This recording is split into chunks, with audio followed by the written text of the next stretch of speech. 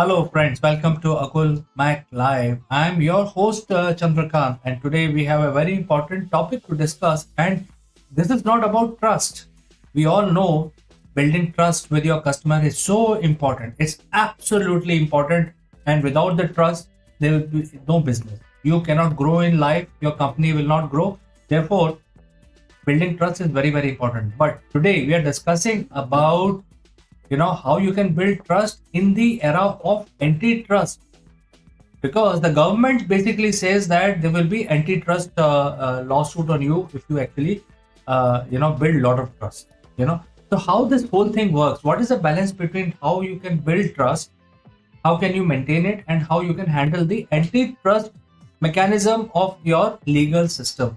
The antitrust mechanism is prevalent in all the major important countries today, all the progressive countries, whether it is India, US, England.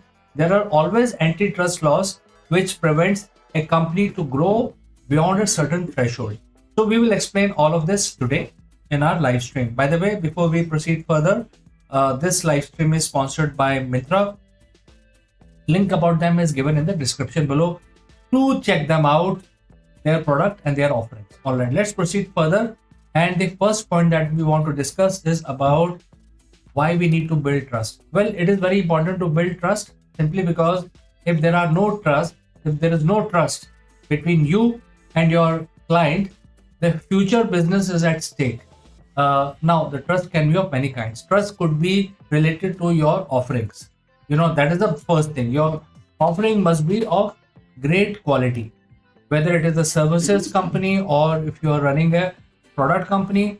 The offering is the key for building trust. Now, these kind of trusts are basically not spoken. There is no branding involved. There is no such additional stuff required for building trust, which is basically based on your product quality. So, first important aspect of building trust with your client is to have the really top-notch product quality of your offering.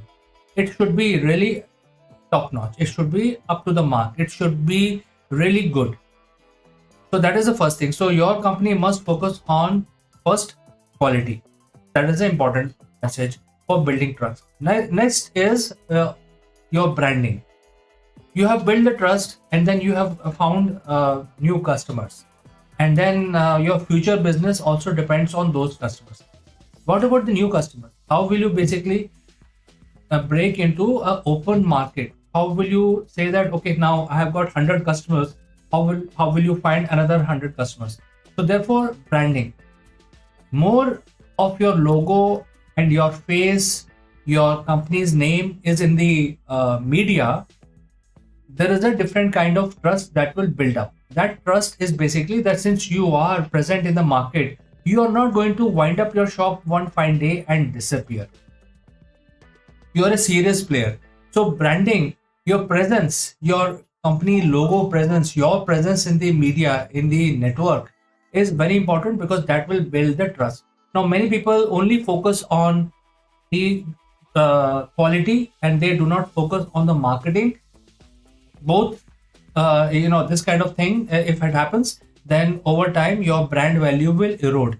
You will be basically sticking around with those loyal customers, and in time, those loyal customers will also fade away. So this is not the right approach. You should also build trust based on your advertising, your promotions, or your branding, etc. Now, there could be other kind of trust also which are inherent for any business. Is that how responsive you are? Are you geared up to handle the customer grievances? Are you able to hold user meets? Are you able to basically do something which is beyond buying and selling of your offerings, of your services, of your products? If you are calling your customers to a seminar or a webinar, are you doing that? Are you bringing the community together? So that also brings a lot of loyalty towards your brand and also build trust. That means you're not going to wind up one fine day quickly and disappear. So if this is a situation, if people think that, okay, you are only fly by night operator, chances are that the trust factor is low. You need to work on building the trust factor, and these are few things which you can do. Now, if you want to know more detail about building trust, you can reach out to me. I can guide you how to build trust. All right. So now we have understood that we need to build trust in order to remain relevant in our business. Let's look at what is happening in the industry. You see, while trust is very important, the product quality is very important, but the legal system of your country does not like you becoming a monopoly player. And therefore, there are, things like antitrust laws which are prevalent in all the major countries. How does this happen? I mean, this has affected all of them. This has affected the Rockefeller Foundation, because they were sort of becoming a monopoly player way back in the 18th century in the oil business and railways business. So they had to, there was an antitrust suit on them, and it was supposedly world's first legal suit to prevent acquiring monopoly position, because the trust factor was so strong for Rockefeller Foundation that it was not only US, they were also becoming the oil supplier of the Europe, because way back in the 18th and 19th century, the movers and shakers were only the Americas and the Europe, and there were a lot of dependencies. So Rockefeller was running the railway systems, which was a private railway in the US, and also supplying oil to the West, to the European countries, and therefore they were becoming monopoly player not only in America but also in Mexico, also in South America. So there, government didn't like it. Government is the rule maker. Government works for the benefit of the society. So if you build your trust so strong that you actually capture the entire market, it is actually wrong for you also, because once you have captured the entire market, there are no further potential for you to grow. So then your company will nosedive. Also, government of the country don't want to basically make sure that only one player is there who's controlling everything. Then it will become very serious situation. Then one player, even the country or people by and large, even continents start depending on that particular company. So to prevent that situation, there are antitrust laws. In our modern time, this has happened with Microsoft, where Microsoft was a Windows provider, which is the operating system, but then they also brought in the Internet Explorer, and they were bundling it with the Windows platform, and they were giving it to the consumer for free. So the cause and effect of that is that Microsoft would have become very, very powerful, because they are not only providing OS, they are also providing means of exploiting the internet.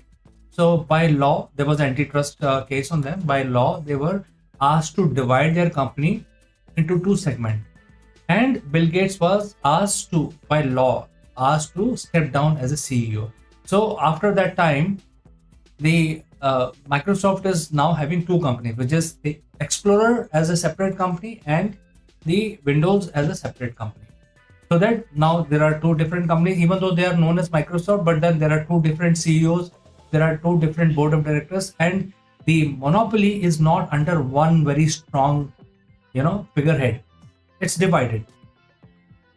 So similarly, you have to continue to build trust, and you have to be watchful of the situation when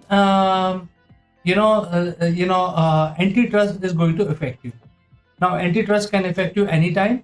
However, these are certain things which you need to be very careful about. All right, let's move to the next point. So, understanding the antitrust law will help you create a better trust with a client, because now you understand the legal system.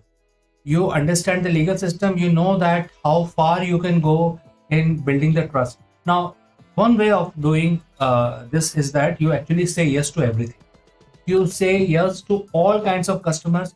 You tend to satisfy everybody in the society, which practically is impossible. But in order to build very strong trust, and if you know that you can reach the numero uno position in the market, you will start saying that, okay, fine, I'm going to say yes. I'm going to justify everything, and I will also inform everybody that look, I am here to serve you, and therefore that is my core purpose.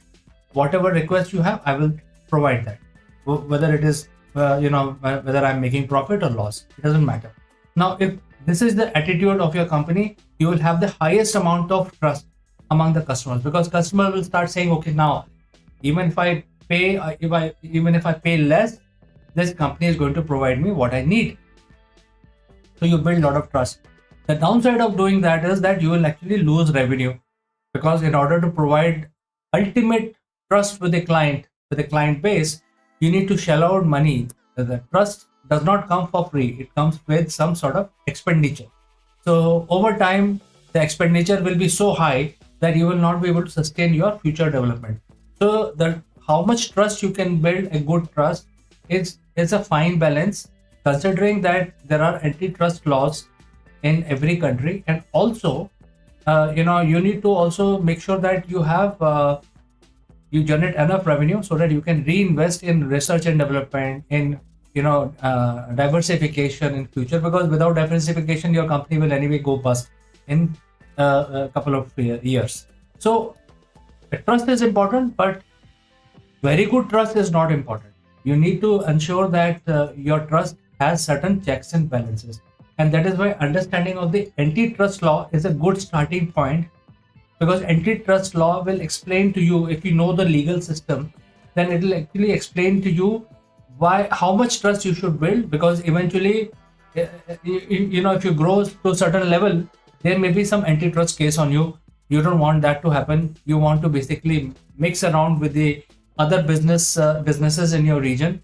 Sometimes they are your competitors, sometimes they are your colleagues, sometimes they are your partner. So you must develop this kind of ecosystem by making a clear understanding of the antitrust legal system in your country. So last point is that you cannot satisfy everyone, and that should be the way you should approach the market. You will actually look at the quality, but then there will be at least some clients who will never be happy with your quality. They will always say, look, I want this XYZ better quality. So you must have that kind of a thinking process, that you will actually come out with future advanced versions of your offerings. But right now you will not take extra mile to justify certain number of clients which are asking for the sky and moon and stars. You will eventually provide sky, moon and stars. Eventually you will provided there is a good enough business revenue behind it, right?